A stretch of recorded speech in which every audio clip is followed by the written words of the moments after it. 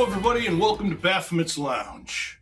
I'm your host, the incomparable NSS, joined you by my trusty sidekick, Aspen the Wonder Pitbull. Well, it's Independence Day. And had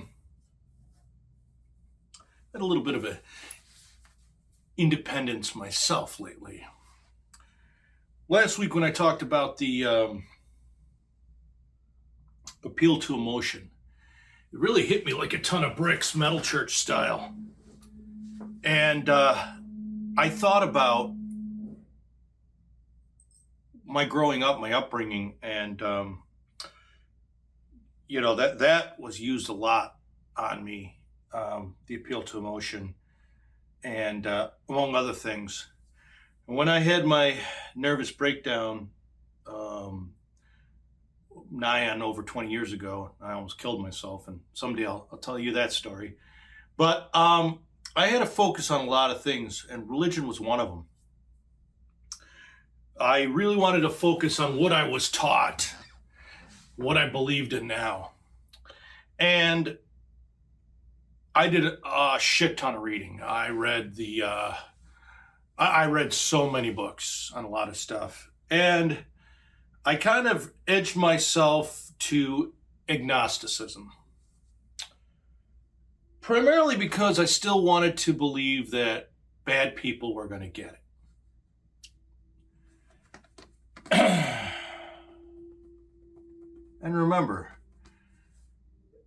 you were really brainwashed as a kid by those. I don't know about what you're growing up with, but I know myself and a lot of people, they really went after us kids and just poured a lot of fear into our hearts and into our minds and our souls. And I thought there was always something wrong with it, but you're a kid. What the fuck do you know? So, all of a sudden, after that appeal to emotion segment, I really started thinking, because I'd been watching a lot of YouTube channels. I think one's something called the Skeptic. I can't think of his name. The other one's like Holy Kool-Aid. Both of which were ex-evangelicals, but they were also brought up on a really strong diet. I mean, one was like a minister's kid, and actually, you know, they were like not pilgrims, but I can't think of the word off the top of my head, but you know, they were missionaries.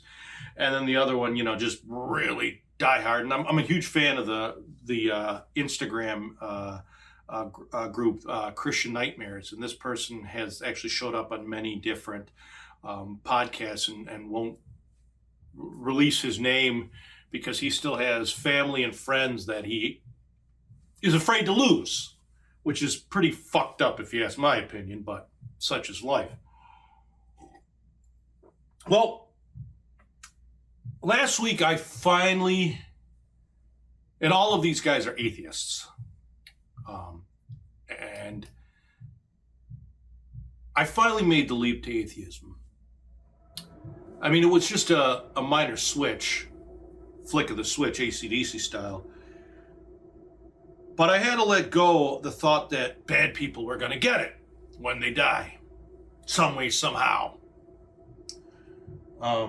It's not that I want to be rewarded, you know. But then I realized, you know, even with the fear of hell for all these years, you know, bad people still exist. And we can't, I realized finally it's within. And I felt an inner peace. See, when I walk my dog, if I see garbage lying around, I'll pick it up, put it in a bag or grab it and I'll throw it in the garbage bin. Now I know I'm doing I'm probably into 20 decimal places of a percent difference to the world of what I'm doing and helping out. But I feel okay. I feel good about it. And I keep trying. And I don't need to say to you, you should, you know, I'll just do it.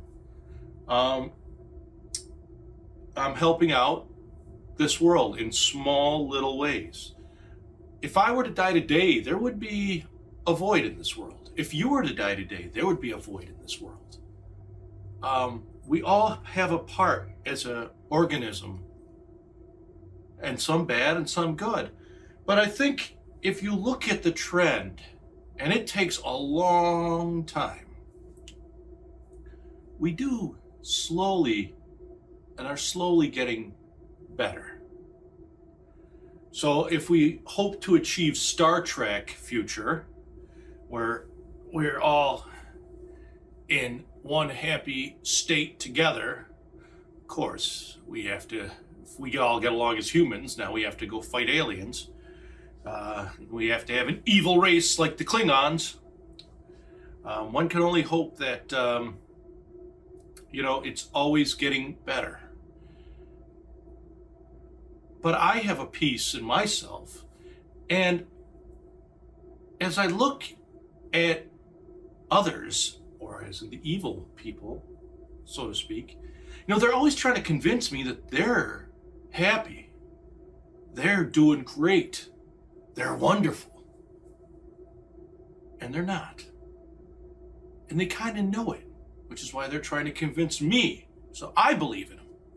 That's why preachers are trying to hold on to me that they have the answer to happiness, and I'm rotten in hell and going nowhere.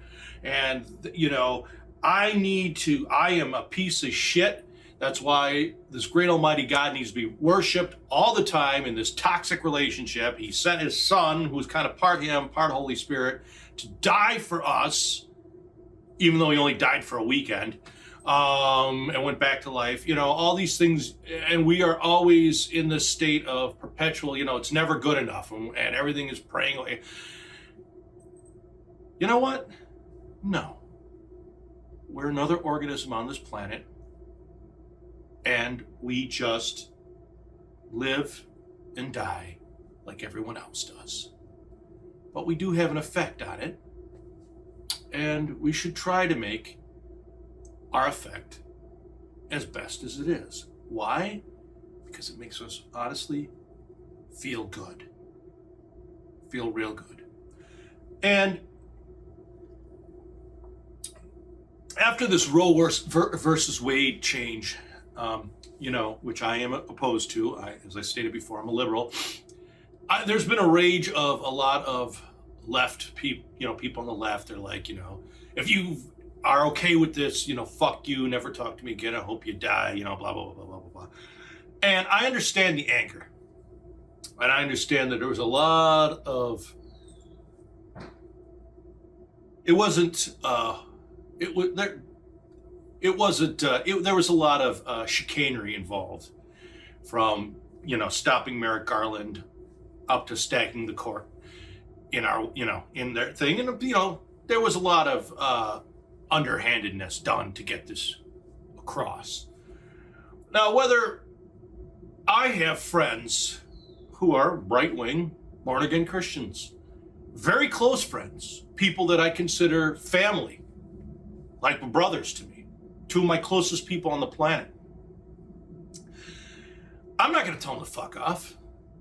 I'm not going to talk with them about it. I'm going to become an atheist.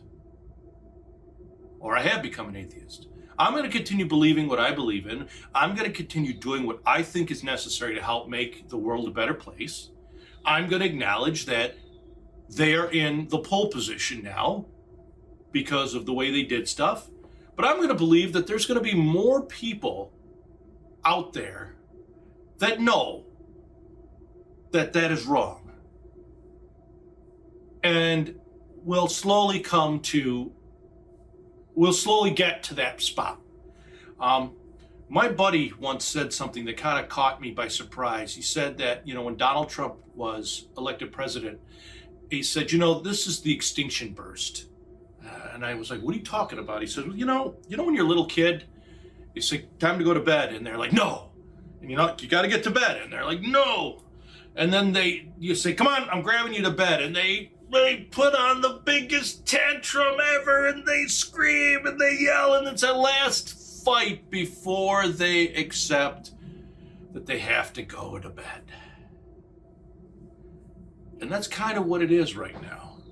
I think that Christianity and religion in general, and Christianity in particular, they don't really have a leg to stand on in this modern world. And they really have to use every last trick in the book to win and to sort of force their way in. And,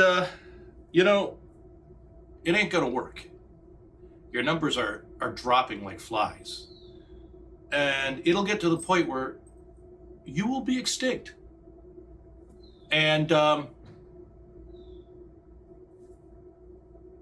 you'll have deserved it. Technology, science, we're finding solutions and cures to stuff that originally was to pray away. But, we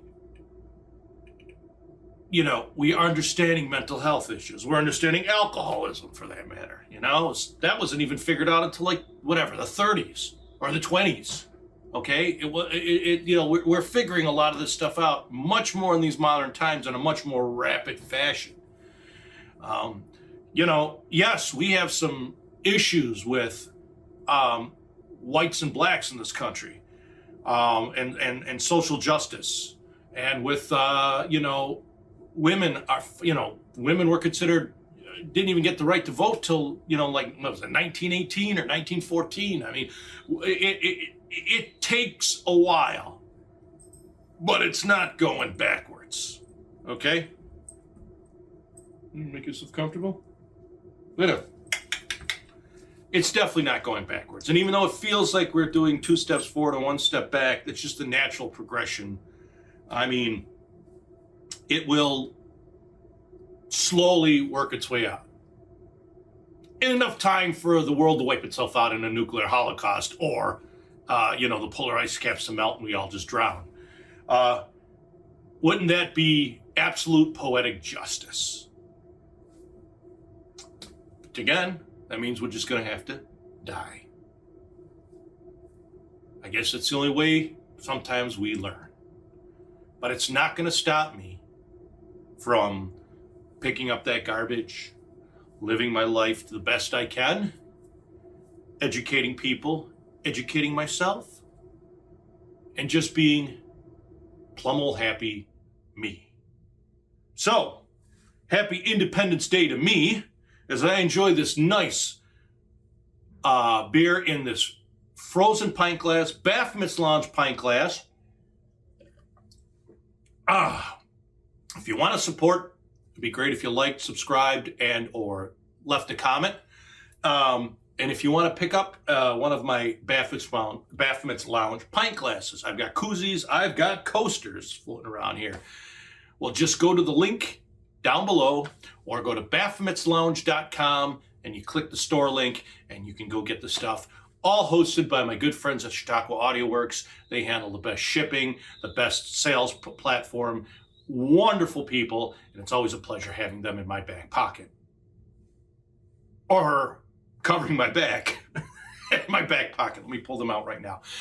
Anyways, this is what happens when you riff like I do. You say shit that you really didn't think you should have said. Such is life. Well, that being said, a happy 4th of July to you. Thank you for taking the time out of your schedule to listen to me. I greatly appreciate it. And you have a great day, a great life. I hope you find happiness. I hope you're happy with what you're doing. I know I am happy with what I'm doing. So, till the next time, peace.